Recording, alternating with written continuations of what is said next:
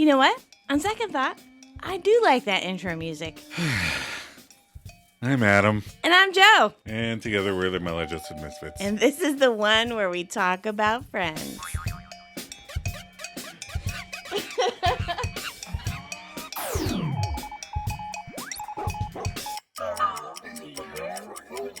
Hello. Hi. We're on episode 10. Episode 10. Is it 10? 10. Oh my goodness. Double digits. The one with the monkey. One with the monkey. Marcel Marceau. Not the same one. This episode was directed by Peter Boners. Bonerz. That's how you say it. Boners, right? Boners, yes. And you pointed out that this guy was the doctor on Bob Newhart? Yes. In Newhart, in the Bob Newhart show. Okay, where he was the a original psychiatrist. one. Yes. Okay. They had a receptionist that they shared on the floor. Okay. And that he shared with another doctor. He was the other doctor. Got it. Okay. Well, he's also a director, and he directed 12 episodes of Friends. Mm-hmm. He directed some episodes of Joey. Okay. Just Shoot Me, and Home Improvement. Home Improvement. Yes. We never got into that show. No. We watch Friends 967 times a year, but we don't watch anything else. This week's episode writer is Adam Chase. Mm-hmm. He wrote 53 episodes of Friends and 69 episodes of Mom. That's that TV show with Alice and Janney. Yes. And Ira Unger Leader is back. Yes. He wrote 47 episodes of Friends. And then he also wrote episodes of a TV show called How to Live with Your Parents for the Rest of Your Life. Oof. I think our kids watched that one. Oh.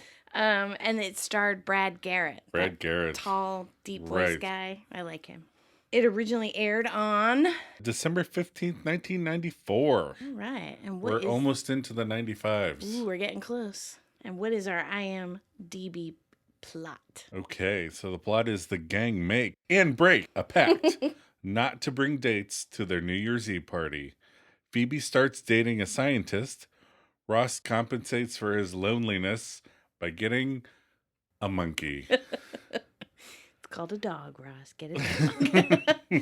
All right. So you ready for some trivia? I am ready for some trivia. Trivia me up. Okay. Obviously, this is the first time we see Marcel. Yes. In the DVD version, there is a scene where Phoebe and Monica help a battered Rachel get ready for the party. So you see him exit Rachel's room. Remember at the party? Right. She's in her party dress. Yes. So apparently there's a cut scene. Oh, we should get the DVDs. We had them, and then we sold them. So what were we thinking? Vincent Ventresca, who plays Fun Bobby, was in Romy and Michelle's high school reunion with Lisa Kudrow. Oh, do you have any idea who he was? I have no idea. Was he a main character? Or? Probably. We should watch that. I haven't seen that in a minute. We should get that. We should get that. Watch it sometime. That was good. Yeah, it was good. Lisa Kudrow received her first Emmy nomination for this episode. I didn't realize she got Emmy noms for a specific episode. Yeah, I guess they do. That's how much I pay attention to the Emmys. Sorry, Emmys. The song that plays during the party is Shiny Happy People by R.E.M. And this song was considered as a possible Friends theme before the production began. Oh. Would be completely different, wouldn't it? Well, I don't know how much a theme song affects the production. That's true. And Marcel, the monkey, was played by a female white-faced capuchin named Katie. Aw, Katie. Katie the monkey. I wonder why they felt like they had to make him a male monkey. Because it was Ross. They probably just wrote it in as Marcel, thinking that would be a fun name. They didn't know what to get. Right. Yeah. They were like, oh, no, you can't train boy monkeys. They throw so much feces. All right, so tell us your episode reactions. So let's see. My episode reaction. I feel like there's a lot of mixing things up in this one. Very Phoebe strong, but everybody's got kind of got their own little thing going on. Yep. I feel like each friend kind of has their own thing, and it all folds together beautifully during a big party, like a balanced cake on the Great British Bake Off. I might just be hungry. Now I want cake. This is a very Phoebe-centric episode. I love the interactions between her and David. They're awkward and cute. Mm-hmm. Hank Azaria is so fun. The party is fun, and the monkey, well, let me just say I'm glad that Ben is born soon because this is Pathet. Pathet. That's Sanskrit for something. Something really cool. Favorite line. So there were so many lines that they do this all the time. There's always these great lines in Friends, but I narrowed it down to, did you ever see An Officer and a Gentleman? He's kind of like the guy I went to see that with. She throws those little twists in there. So funny. It's like, I'm supposed to know that. That line, before I move on to mine, that line reminds me of the movie Game Night. Mm-hmm. When at the end, the guy draws the picture of himself crying. Right. And he's like, well, this is me at the Cineplex watching The Green Mile crying as I assumed everybody did during Green Mile. That's so true. My favorite line, another Phoebe line. Mm-hmm. That is so cruel. Why? Why would a parent name their kid Bethel? That was almost mine. Another rug pull. Yep. Another, you think you're going one way. Yes. And she takes a turn, goes the other way. Every time I get to this episode, as soon as he said, my friend Bethel, mm-hmm. I'm like, what? In my mind, it's like, Bethel? And then they make fun of it 2 seconds later. I just think that's amazing. Either you remember it subconsciously or they think like you. Yeah. All right, my favorite moment was David and Phoebe's first kiss. When he's like gonna throw her up on the bench and he's like, well, this is really expensive. And this was a gift. Well, now you're just tidying up. I just like that whole couplet. My favorite moment is David's speech. In the coffee house. In the coffee house. I mean, it's just, the speech is perfect. Her face is perfect. Everybody in the coffee house is perfect. The whole scene is just perfect. Yeah. I can't think of any other word for it. Goes, his delivery is awesome. It's amazing. When he goes, that's when you started yelling. Right. All right. So favorite outfit.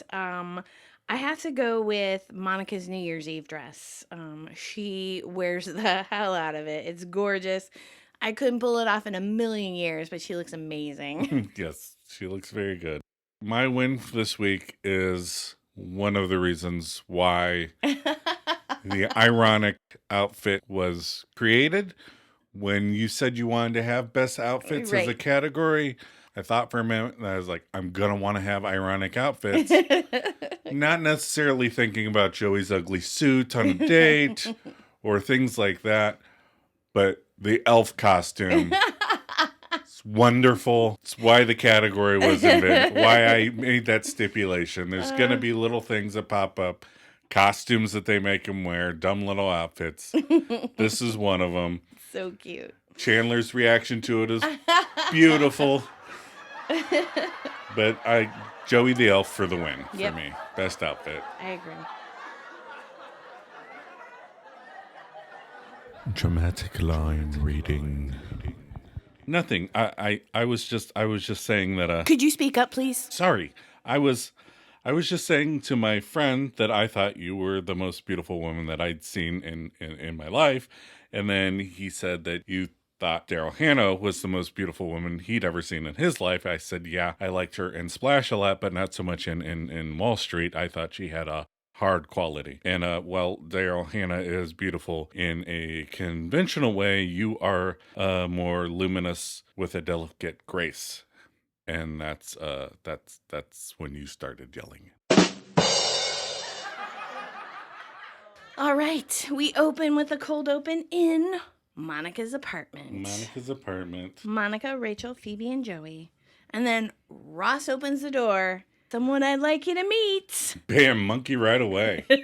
Yeah. It's like, we're going to have a monkey in this episode. We're going to start with the monkey. Well, I think it's because they kind of have they have the scene at Central Perk. Mm-hmm. And it's a while. If they were going to introduce him later, I think it'd be introducing him so late in the episode. Right. But just that. Open the door. Open the door right away and monkey on his head. And they act funny. Yeah. But nobody is like man, are you okay? Right. Ross, I know you've been having trouble and you want to hit on Rachel and Paulo got in the way, but... A monkey? Come on. Damn, man, are you okay? So he introduces Marcel, and he said his friend Bethel rescued him from the lab. There's your favorite line. Right. That's so cruel. Why? Why would you name your child Bethel? And it's funny because I do that all the time. Right. Weird names pop up, Yeah. and I'm like, what made you think when you were holding a little baby, you know? This looks like a clementine. Right. I met a clementine today. Oh. Yeah. How'd that go over? Not so great. Was she coming around the mountain? Is that the right song? No.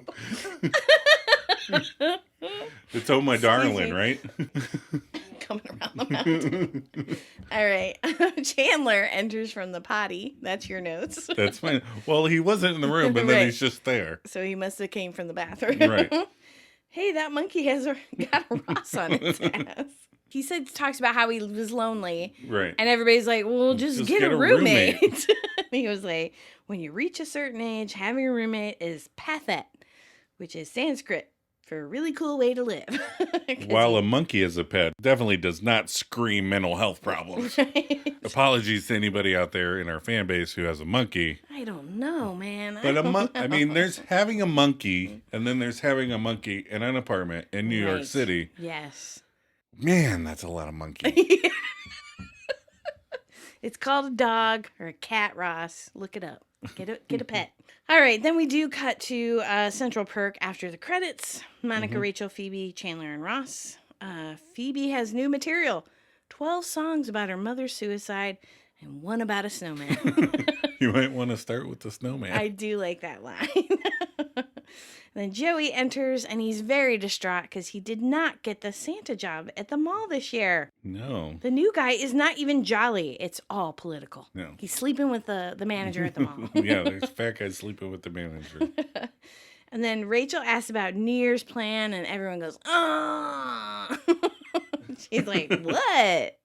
I almost went with Rachel's outfit in this scene, Yeah, me but too. I still think Monica's was better. Right. It was the off-the-shoulder red, like... Yes. Well, whatever. So 2 things. Right? Not both of them are Rachel's nipples. Oh, God. But one of them is? But one of them is.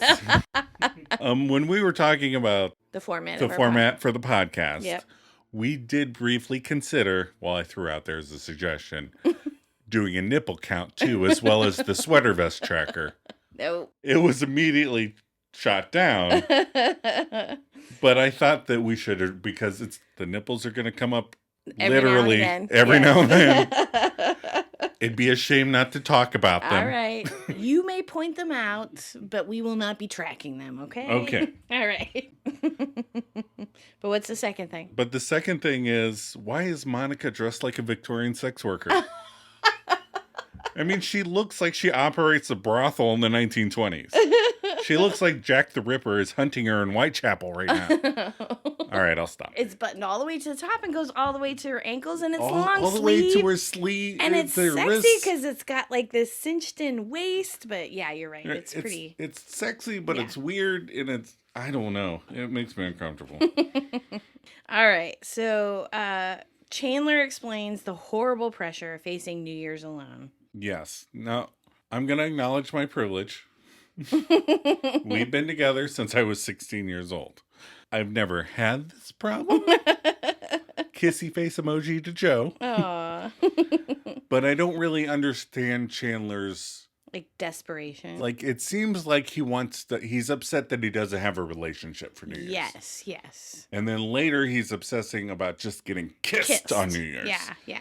So I don't understand this issue. I Right. don't know. So we talked about that, and we can talk about it later when we get to that part. Because I did look up kissing on New Year's Eve. Okay, so well we can save it for later. right. But I just don't understand the whole thing.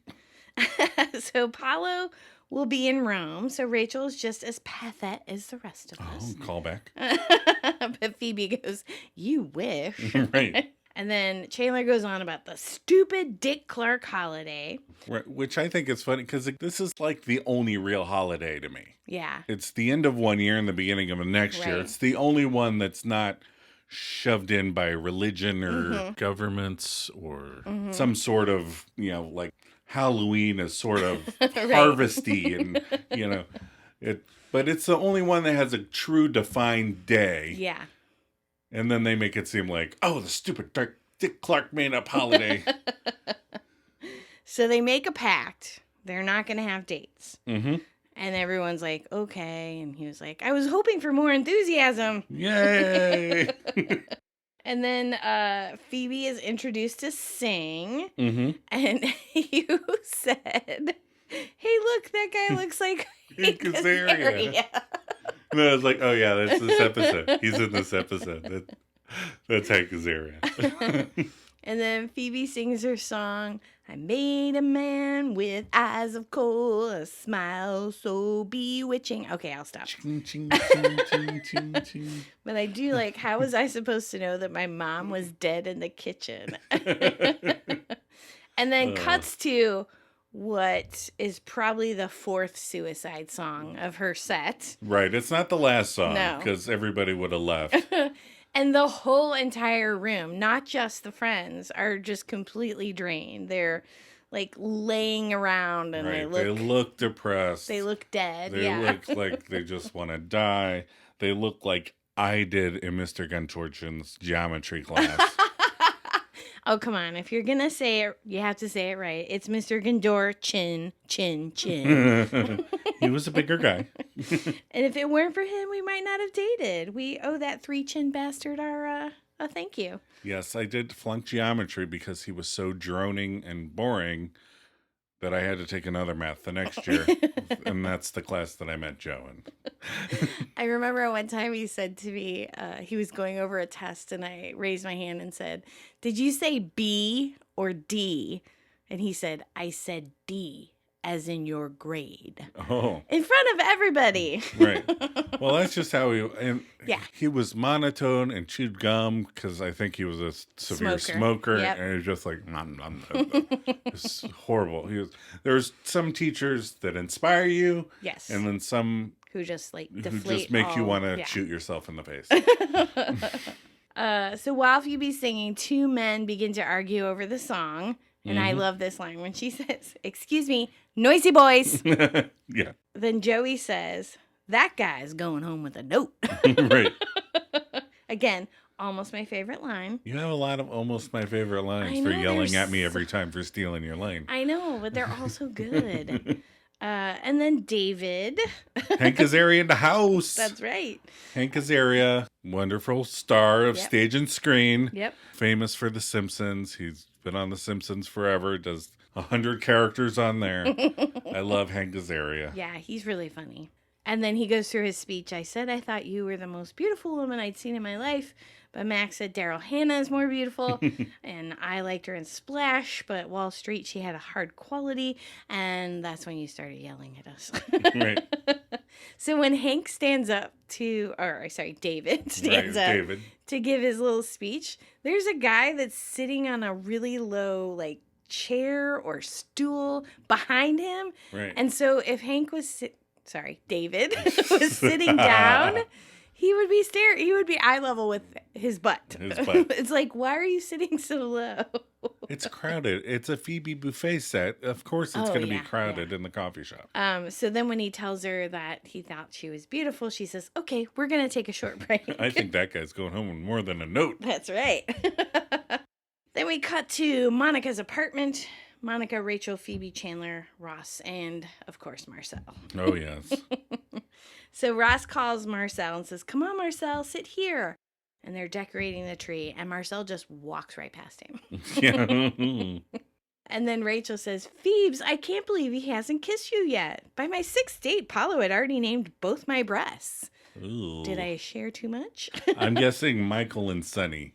Corleone from The Godfather. He's Italian. He wouldn't use Fredo. Oh, no. That would be weird. That would be mean. And then she talks about how David is a methodical scientist. Monica goes, I think it's romantic. And Phoebe says, me too. And then my favorite line, did you see Officer and a Gentleman? And they're all, yeah. He reminds me of the guy I saw that with, except smarter and gentler and sweeter. So not at all. Nothing like that guy. And then Chandler steps behind the tree to reveal sweater vest number 1 in the episode. He's wearing a sweater vest. And this one is super great. Quite a sweater vest. Sweater vests are supposed to come in like under your armpit, and this one goes all the way to his shoulder and a little past his shoulder. It looks like he made a cutoff of a regular sweater and turned it into a sweater vest. He's like, weird. Oh man, I don't have a sweater vest for today. And then Phoebe talks about how she wants to be with him all day and all night and on special occasions. She's going to break the pact. She's going to break the pact. And she goes, no, but could I just? Yeah, already. I asked Janice. Oh my gosh. I snapped. I'm not saying it was a good idea. I snapped. And then Joey walks in wearing your ironic best outfit. That's right. Too many jokes. Must back Joey. And then Joey entices him by like, nice shoes. Right. Ting, even, ting, ting. He was like, it is stupid. Look, I even bells on my shoes. God, you're killing me. Motherfucker, I miss Perry. I know. I'm going to move past it. All right. Marcel is digging in Monica's utensils. Which is super gross. Yeah. I mean, the thing flings its own feces. Do you really want it touching your utensils? And then she says, do you always have to bring him here? I'd be like, see you ladle. I laughed way too hard at that. And then Ross talks about how he didn't want to leave him alone. We had our first fight. I said something. He threw some feces. Again, one of the many, many reasons not to own a monkey. Right. Really. Like, my puppy will chew up things, but it will not fling its poop at me. Right. So weird. None of them question Ross's mental health. I know. None of them seem concerned at all. Like, it's a normal thing. Yeah. Like, people have monkeys all the time. I've never met anyone with a monkey. Maybe in 94, it was more of a thing in New York. I don't know. Then Chandler offers to look in on him. But Ross makes sure that when he looks in on him, he's not doing it as a favor to him. Right. Well, if he asks, I'm not going to lie. Which is like, you're being ridiculous, doofus. Right. And then we cut to David's lab. David and Phoebe are there. Mm-hmm. And there's sciencey jargon all over the board, and he's trying to explain something to her. Right. And then I also saw in trivia, but then I did go back and look at it. There is a scientific equation on the whiteboard that says David equals Phoebe. Oh. But it's in science jargon. Oh, so it's written like a formula yeah, on the yeah. board? So I think we know how to screen grab, so maybe we'll put it in stories. Maybe? Yes, okay. Adam does that stuff. I just post it. All right, and then Phoebe says, were you planning on kissing me ever? Right, it's been 6 dates, according to Rachel's breasts. That's right. And he goes, valid question, and he writes yes on the board and underlines. Yes. Which 6 dates is kind of a long time to not even have a first kiss. Yeah. What did they do when they ended their dates? Did they hug each other? He just shook her hand. Have a nice evening. So you definitely dress like David. Oh, yeah, I did dress like that. We talk about how I don't really dress like any of the guys on the show. Yep. I definitely dressed like David a little bit. Yeah, I saw that. And then David explains how he wanted the kiss to be phenomenal. And now it's been so long that he feels like he'd have to sweep everything off the table and throw her down and kiss her. And he doesn't feel like he's the sweeping sort. I'm not a sweeping sort of fella. He kind of sounds like Newhart. And then he goes, Phoebe says, oh, no, you are. You're a sweeper trapped inside a physicist's body. Sweep and throw me. And then you like this whole part. I do, where he's like... He's like tidying up. He's this is just really, I don't want to sweep a laptop on the floor. Yeah, come on. And the microscope is expensive. And it was a gift. Now you're just tidying. So then he asks if he wants her to throw Phoebe. Right. And this also seems like a thing I would do because I never want to be too aggressive. Right. I'm like, do you just want to hop up there? Because And then he kisses her. So I even like the way he like kisses her. It's just so awkward and funny. It's cute. Very hesitant. Yes. All right. Then we cut to Central Perk. All 6 friends are there. Ross and Monica are entering. What does the no date pact mean to you? Sweater vest number 2? Yep. So it's a kind of a flannelly sweater vest with a zipper. Yep. But Joe's counting it. Oh, yeah. It's definitely a sweater vest. Which it definitely cut like a sweater vest. Yeah. He's wearing it like a sweater vest. Yep. He's got a shirt underneath it. So Monica says she asked Fun Bobby to come to New Year's Eve. Your ex, Fun Bobby? You know more than one? I happen to know a Fun Bob. And then Rachel brings Joey a cup of coffee, and he said, there's no room for milk. So if you've ever met my parents, they will eventually tell you the story about when I was working a lemonade stand. Oh, yes. At a garage sale. It was like a street sale, and all the neighbors were doing it. And we had a lemonade stand. And this guy got a glass of lemonade, and I overfilled it. It was too full, and I knew if I tried to hand it to him, it would spill. And you were little. I was 7 or 8, and I took a gulp of it and handed it to him. Right. And they won't let it go. Right. I'm 50. Stop bringing it up, okay? Right. And again, 7, I mean, he was just doing it to be like, oh, look, I'm nice and buying lemonade. Right. Just don't drink it if you don't want. If you're 7, you can get away with it. Right. If you're Jennifer Aniston, you could if Jennifer Aniston took a sip out of my coffee before she handed it to me, I'd be like, okay. Yeah. That's fine. I'll drink it anyhow. So then Ross says, oh, the no date evening, 3 of you have dates? 4. 5. Paolo is getting an earlier flight. And a hot mom at the store. What's an elf to do? What's an elf to do? Now, just for those just as a note, I'd like to state that the term MILF had not been invented until 1999 when American Pie comes out. Yes, otherwise he would have called her a MILF. I'm sure Joey would have dropped the MILF. Oh, yeah. And Ross says, I'm going to be the only whiner alone. That's your notes.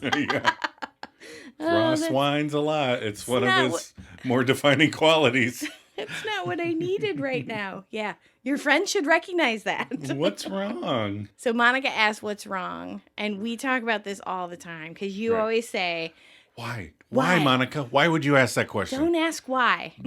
You don't want to know the answer to this question.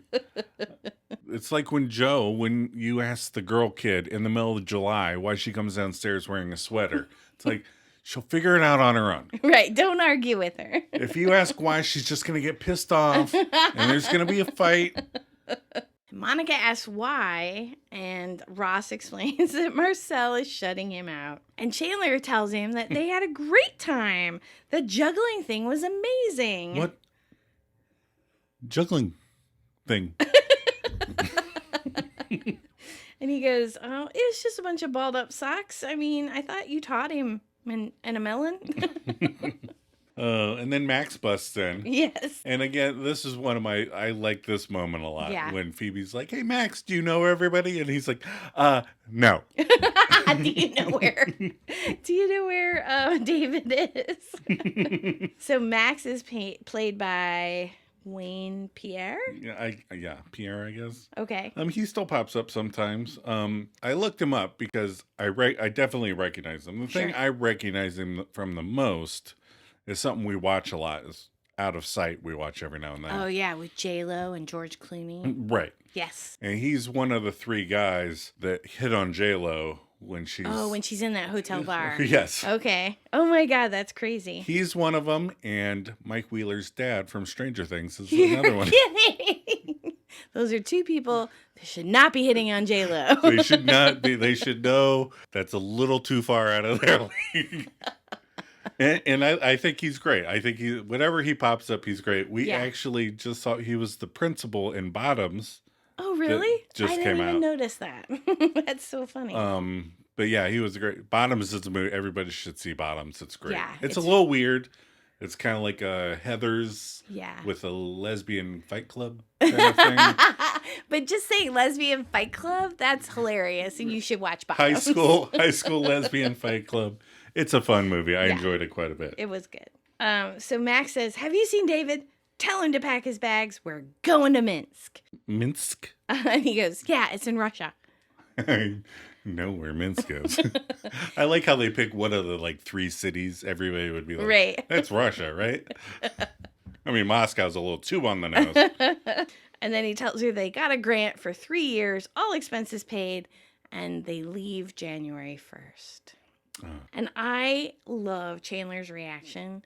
It's offside. You can barely see it, but you see his face and he just feels for Phoebe, and it's so cute. Now, I wonder if that would have been in the original.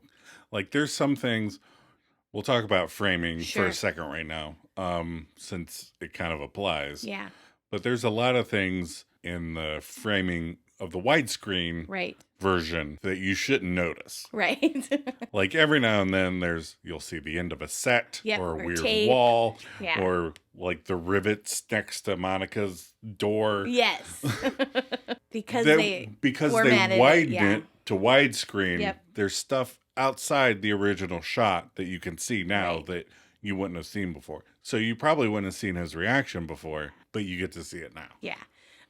Sometimes they'll, the wider shots, you'll see it's not Rachel or it's not Monica. Right. It's a stand-in. Right. So, yeah. That's so funny. But also with the scene, with the whole Minsk thing comes up, it makes me think of them being on their 6th date too. Right. Yeah. And, the kissing thing is weird. I think it's weird that he was up for a grant to move to Minsk and he never said anything. Maybe he didn't think they would actually get the grant. He's like, there's no way. Right. We're going. So then we cut to David's lab, and Phoebe enters, and Max is already pissed off. Again, Wade Pierre. Yeah, he's so great. good. As soon as he hears her voice, he's like, oh, fucking hell. Fucking Phoebe. And then she tries to play it off by going, Max told me about Minsk. Congratulations. And he goes, he's not going. Right. I don't want to go and work with Lipson and Yamaguchi and Flank. No. I want to stay here and make out with my girlfriend. Well, duh. Yeah, I mean, Lisa Kudrow, come on. Right. And David, when's he ever going to get another girlfriend? I'm sorry. Aww. And then she gets excited. You really staying? And he goes, I don't know. You decide. No, please. And then they argue back and forth. And finally she goes, okay, stay. And then they do their old sweep and hop. Yeah. And he knocks everything off the table and it's all Max's stuff. Right. And more kissing. So then we cut to Monica's apartment with more the nipples. Party. I'm just saying there's more nipples. Throwing it in there. Yep. So Monica brings drinks to Janice and Chandler, who already looks like he's regretting this decision. Right. He looked like she walked in and said, my little bingaling or something crazy. And he was like, fuck. This was a mistake. And then Janice in her real high-pitched voice goes, don't tell me what's in this dip. The diet starts tomorrow. And then she laughs. And Monica makes his face. And when I was going through it, I paused it. Uh-huh. I don't think I would have noticed if I didn't pause it. Right. But Courtney Cox, while she's pulling this face, looks right down the barrel of the lens of the camera. She looks right at the camera. It's a funny face, too. You did screen grab it. I did screen grab that. So I will put it in stories.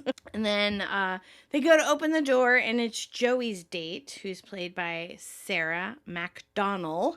Because she has red hair, so. Right.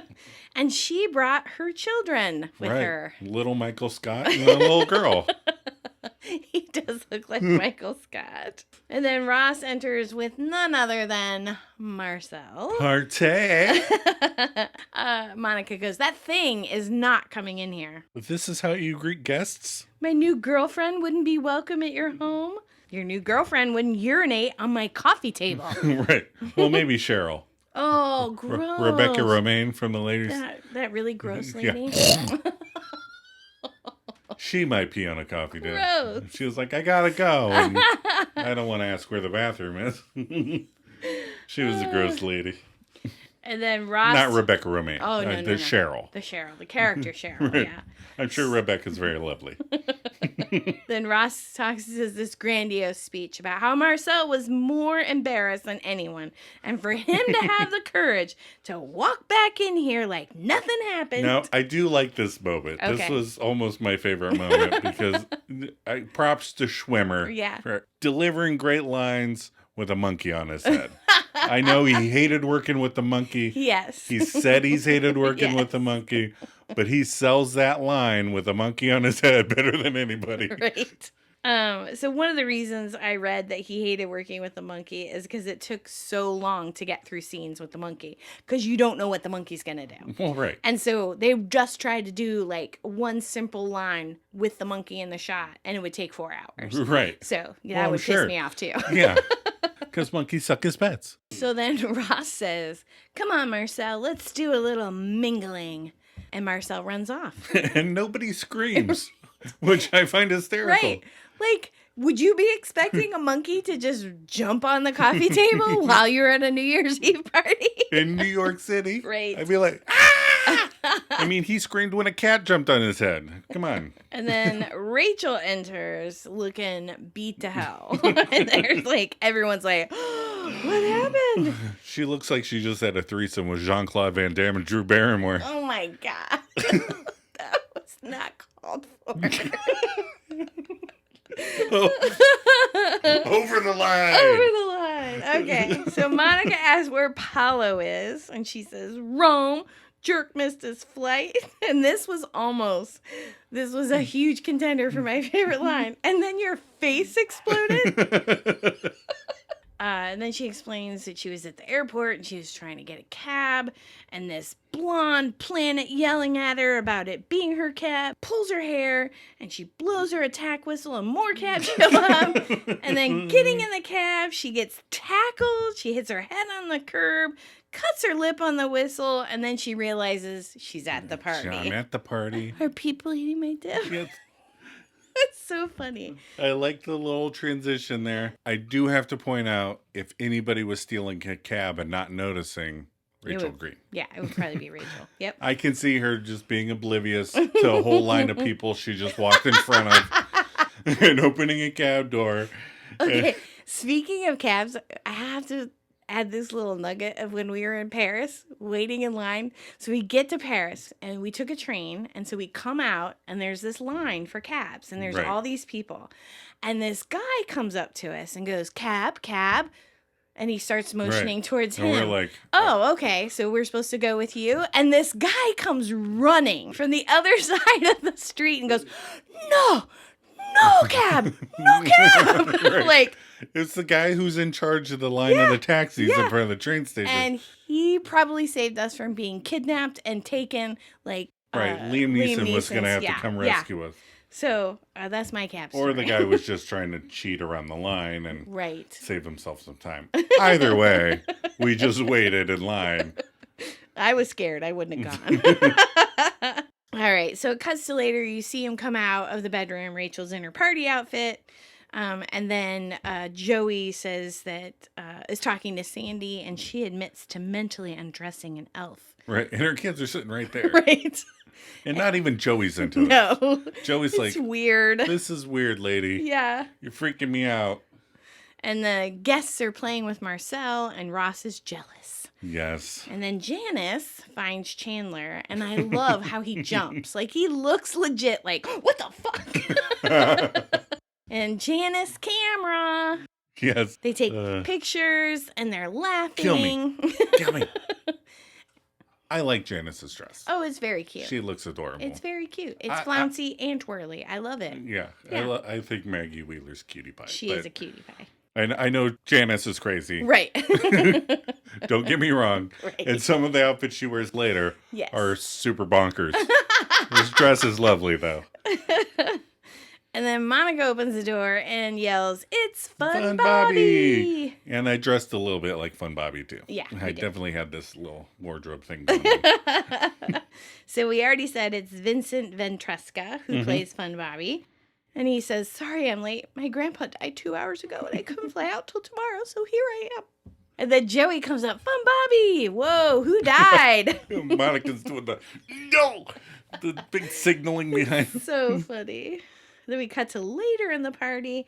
Fun Bobby is grateful that there's going to be an open casket, so he'll get to see his grandpa soon. Ooh. And he is totally bumming out the party. Right. Apparently, in the trivia I read, that there is a cut scene where Monica does pull Bobby aside. Sorry, Fun Bobby aside. Oh, yeah. And tells him he's bumming everybody out. I'm glad they cut that, because that's kind of cruel. Right. Robert. My dad is Robert. I'm Fun Bobby. That's right. Janice and Chandler, more photos. And then she goes, I'm going to write reunited in glitter. And then I absolutely adore that the way that he breaks up with her here is the exact same way he broke up with her in the earlier episode. All right, Janice. That's it. Janice. Janice. Hey, Janice. When I invited you to this party, I didn't necessarily think... Oh, no. One time, this will be the last time. But it's not the last time. Not by a long shot. No. Ross is still taking pictures. Give me the thing. And he snatches the camera. This is a cute scene where David is feeding Phoebe popcorn. And then Max walks up and she goes, Hey, Max. Yoko. So Max is going to go to Minsk without David. Yeah, like he could go to Minsk without David. We all know David's carrying the pair. They would say, no, thank you. So, you know how later they say that Sandy's making out with Max in Monica's bedroom? Yes. So if you look behind Max, Sandy is standing in Monica's doorway. Talking to another guy, and she keeps like backing up, kind of like, I'm gonna go make out with someone in this bedroom. Because she made Joey uncomfortable. Right. So he's like, no thanks. And so she's gonna make out with someone, basically. Right. So then Phoebe takes David into Rachel's room, and she goes, "You're going to Minsk." I can't, because I can't break up with you. Then Phoebe says, yes, you can. And she plays out the breakup. Both roles. Both parts. You have to leave because you can't start the year with me if you can't finish it with me. Oh. It's so sweet. It's so sweet. And the whole thing is funny. She's great doing both parts. Yeah. And it's funny because this is like the first time I think we've been in Rachel's room. Yeah. And there's that poster on the wall. Yep. And I thought, that's a weird poster for Rachel to have on her wall.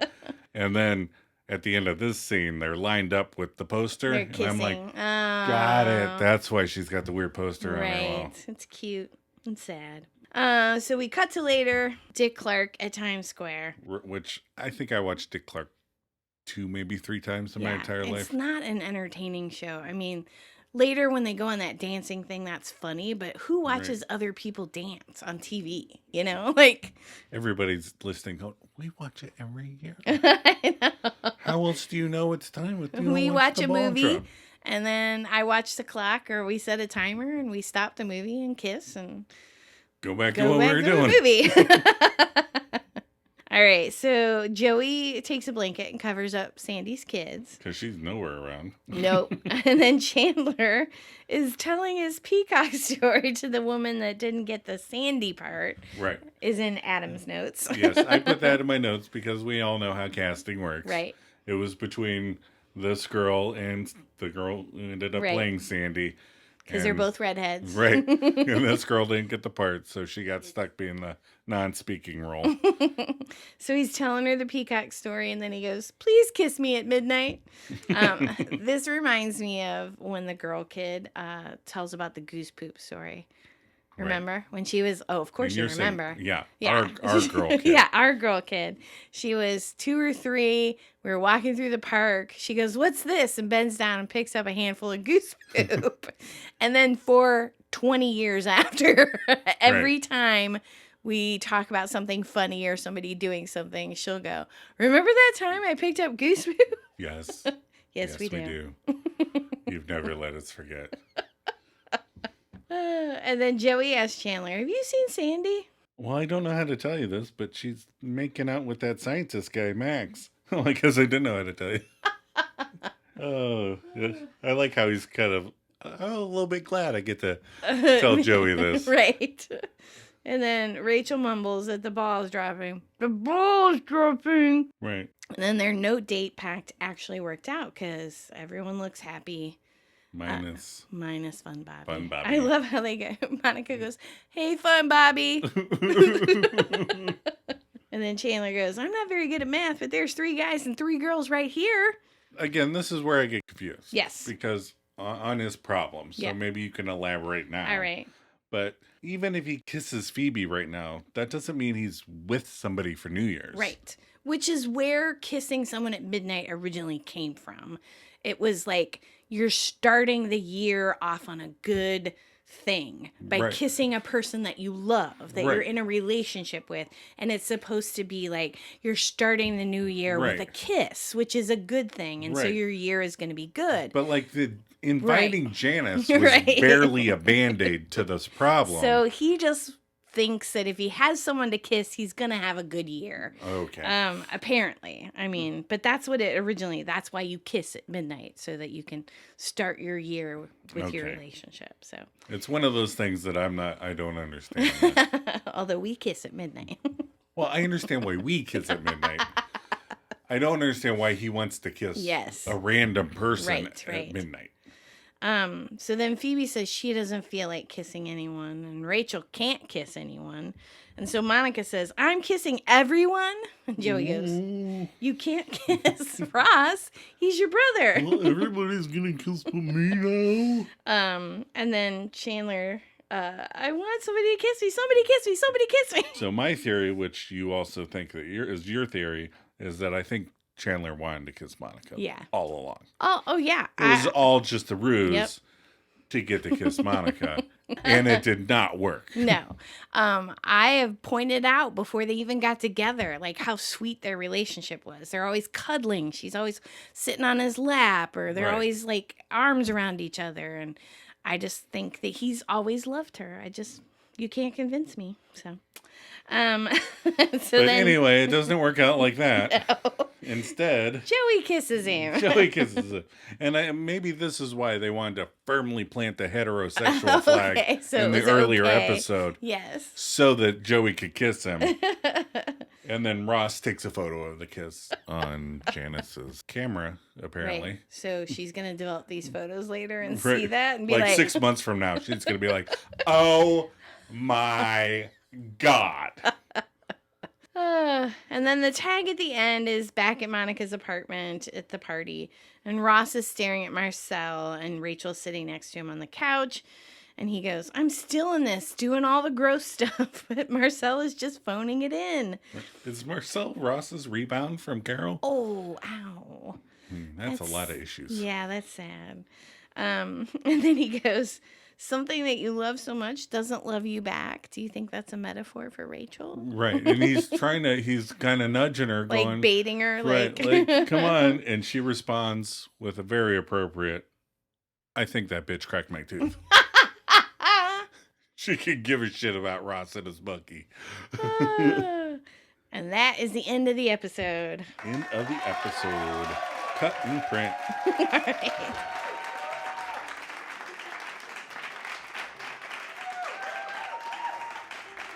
You're going to Minsk. No, I'm not going to Minsk. Oh, you are so going to Minsk.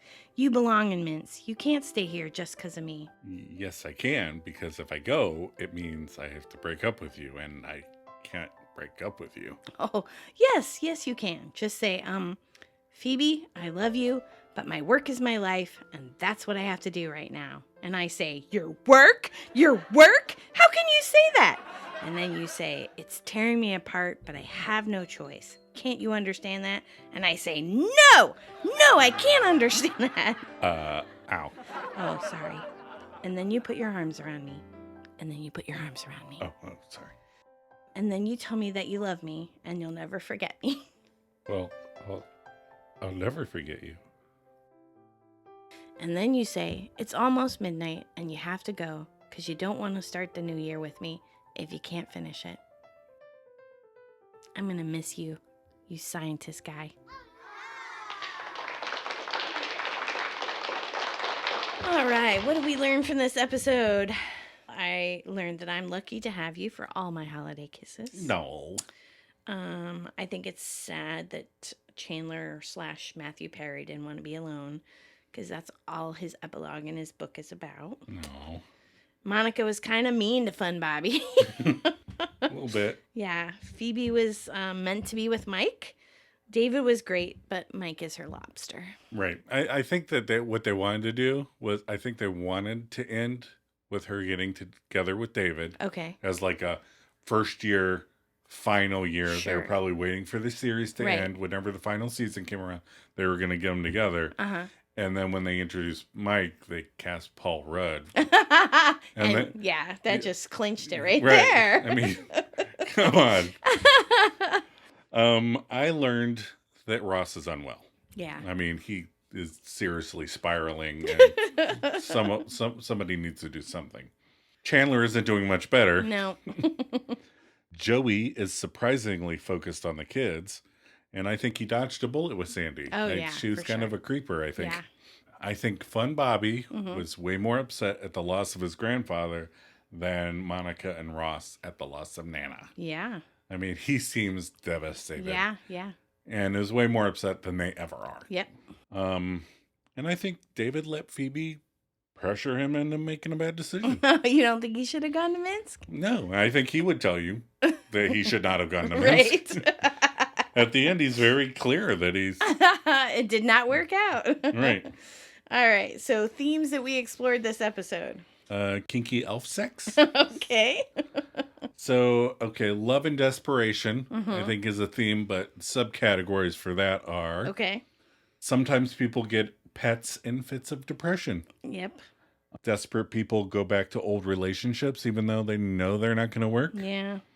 And some people go for weird kinks. That ties into the first thing. Okay. Another theme, I think, is like and I mean society, our understanding of new relationships. And I think this is why Phoebe's able to act out the breakup on her own. Right. Because she knows they haven't been together long enough to make career decisions based on the longevity of their relationship. Sure. Yeah, that makes sense. All right, final episode thoughts. We cut it down to like just one thought. Well, this time I really only had one thought as I was finishing up. I didn't want to talk about something 20 times. So the only thought I really have left is, why do you think Paolo really missed his flight? I think Paolo has a family in Italy. I agree. I think he's married. I think he has a family. He was there for the holidays and thought he would be able to come home. And he couldn't because he sells olive oil for whatever family he's a part of. No, that's probably a little too... too much like the Godfather? Too stereotypical. All right. But yeah, I think he has a family. All right. My final thought is how all these parties are filled with people, like tons of people, friends that come. They know enough people to invite to a party, yet they only hang out together. Right. It's funny that you never see, the friends that come and go. Right.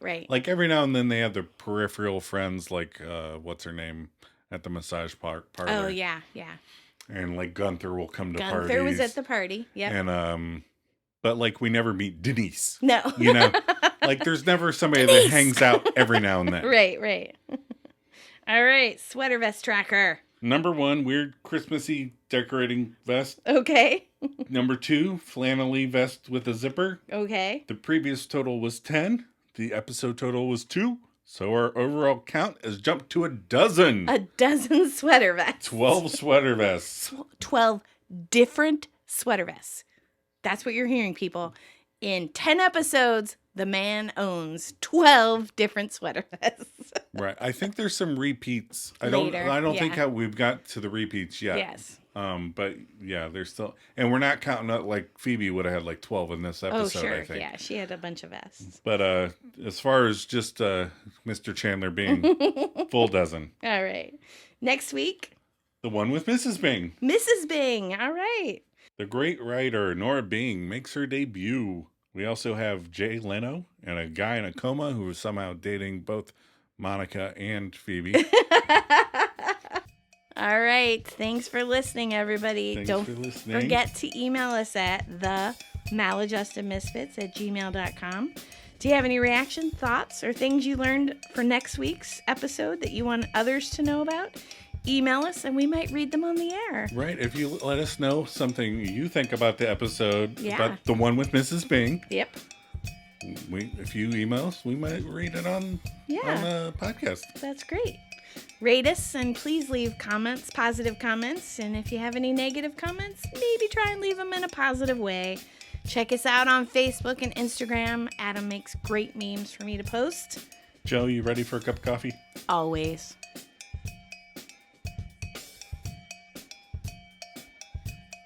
And then the peacock bit me.